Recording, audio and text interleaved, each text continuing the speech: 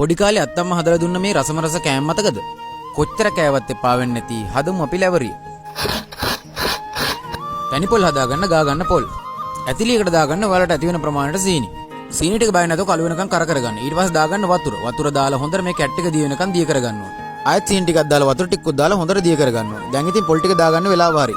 දැන් ඉතින් පොල් ටිකයි පැන් ටිකයි හොඳට කලවම් කරගන්න ඕනේ. තලාගත් වෙනසාලට ලුණු දාලා ඒ ටිකත් හොඳට කලවම් කරගන්න ඕනේ. මෙන්න මේ ගානට.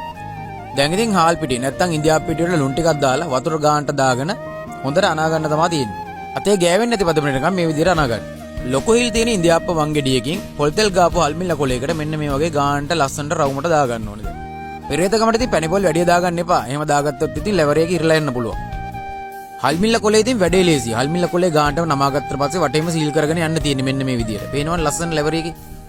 හරිම කියුට් ලෙවරේ එකක්. මේ ඉන්නේ ඉතින් ඔයා ගර්ල්ෆ්‍රෙන්ඩ් කියලා හිතලා ලෙවරේ තට්ටුවට හරිම පරිස්සමෙන් මේ ලෙවරේ එක දාගන්න ඕනේ දැන්. X ගේ හිත වගේ තමයි ඉතින් ලෙවරේ තට්ටුවේ තව ඉඩ තියෙනවා. ඒකින්ද අපි තව ලෙවරේ එකක් දාගෙන ඒ තට්ටුවට තව ලෙවරේ එකක් දාගන්නවා.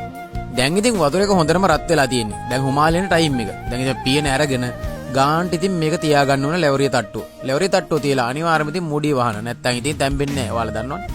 කරපු මෝඩකම් ගැන කල්පනා කර කර ඉන්නකොට ඉතින් ලෙවරිය එක තැම්බිලි ඉවරයි. පේනවනේ බඩු. දුම දාගෙන ඉන්නේ.